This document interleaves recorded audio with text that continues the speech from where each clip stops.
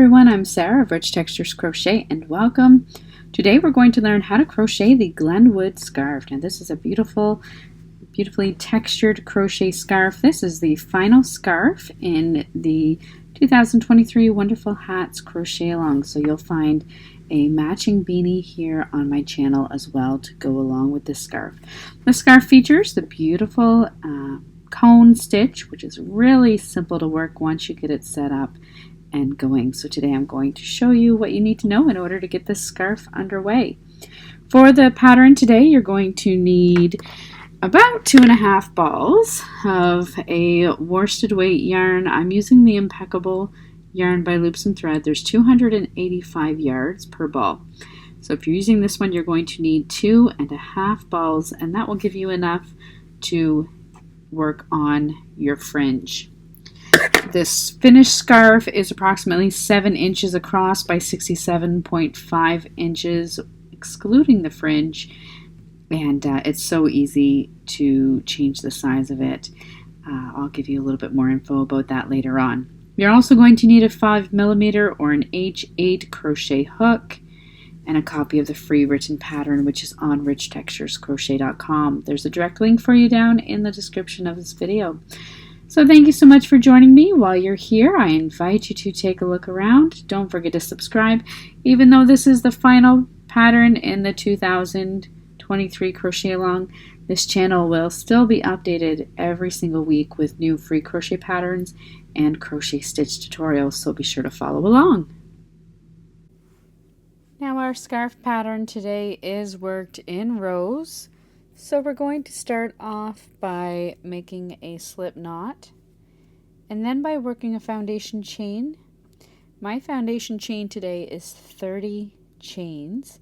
Now if you would like to change the size of your scarf, you can use any multiple of stitches for this pattern.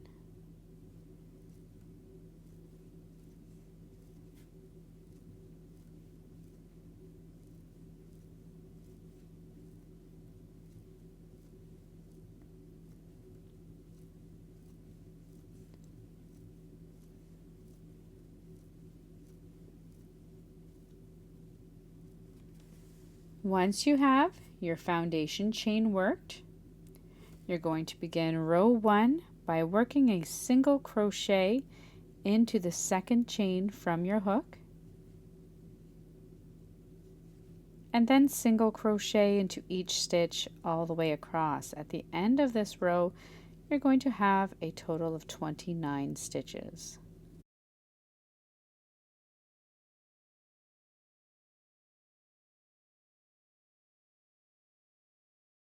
At the end of row 1, you're going to chain 1 and turn your work.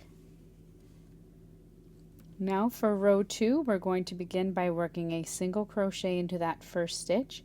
Your chain 1 does not count as a stitch, and then single crochet into each stitch all the way across.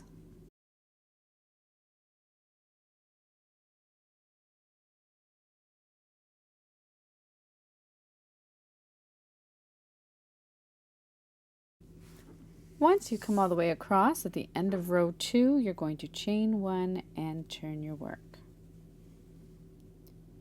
Now for row 3, we're going to work cone stitches in each stitch all the way across. To work your cone stitch, you're going to yarn over, insert your hook into the top of the first stitch, yarn over, and draw up a loop. You'll have 3 loops on your hook, yarn over, insert your hook under that first stitch. So just, you worked in the top loops, now you're inserting your hook under that first stitch, yarn over, draw up a loop, yarn over and pull through 2 loops, all 5 loops on your hook. You're going to repeat that all the way across. Yarn over, insert your hook into the next stitch, yarn over, draw up a loop, yarn over, insert your hook under the stitch, yarn over, draw up a loop, 5 loops on your hook, yarn over and pull through all 5 loops. Continue that all the way across.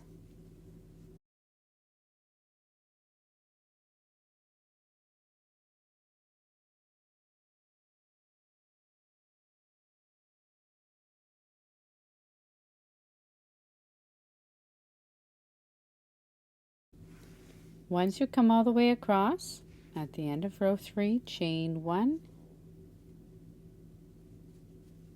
and turn your work. Now for rows 4 and 5, you're simply going to single crochet into the top of that first stitch and into each stitch all the way across. At the end of these single crochet rows, you'll chain 1 and turn your work. So go ahead, work 2 rows of single crochet stitches, and then meet me back here at the end of row 5.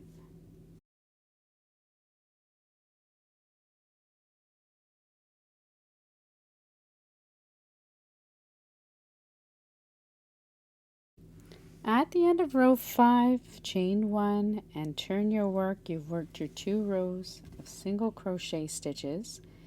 Now for the rest of the scarf pattern, so for rows 6 onward, you're going to repeat rows 3, 4, and 5 until your work measures approximately 67 inches. So that row 3 began with your cone stitches all the way across, then followed by 2 rows of single crochet stitches. Now I worked mine until 67 inches. It's really up to you. You can work it longer or shorter, and you're just simply going to repeat once again those rows 3, 4, and 5. I'm going to work a few more rows, and then I'm going to come back and just show you how I added the fringe to the bottom of my scarf.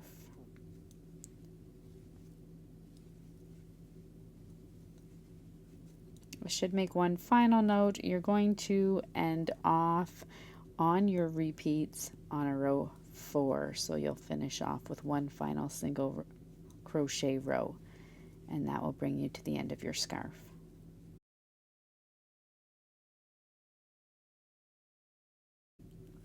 Okay, so once you've worked your scarf, I've only worked a couple rows, but you can see here on my finished one, if you desire, you can add a fringe to the end, and it is purely optional.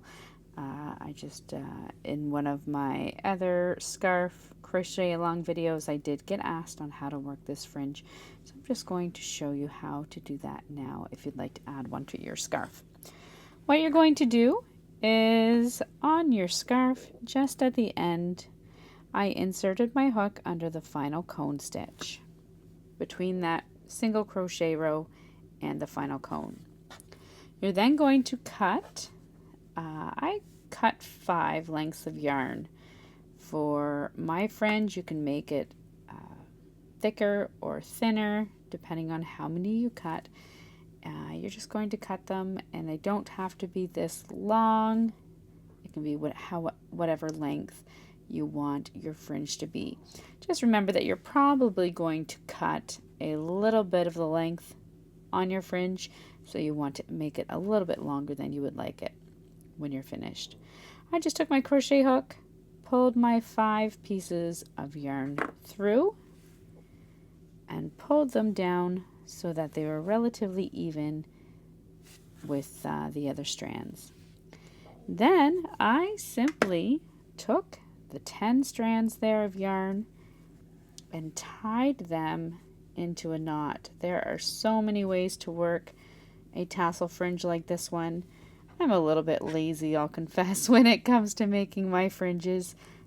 And I find the knot method works so well and looks really, really good. That's all I do. You're then, as far as spacing is concerned, I skipped to the next stitch and then worked my next tassel just under the next one, doing the same thing all the way across. Once you're finished, depending on how long you would like your fringe to be, you're just going to take a pair of scissors and cut across, and that's how I worked my fringe for the Glenwood scarf. So thank you so much for joining me. Once again, I invite you to subscribe if you happen to make any of these crochet patterns. I invite you to share them with me on social media. Be sure to tag Rich Textures Crochet, and I'll come by and admire it. Until next time, happy crocheting. Bye.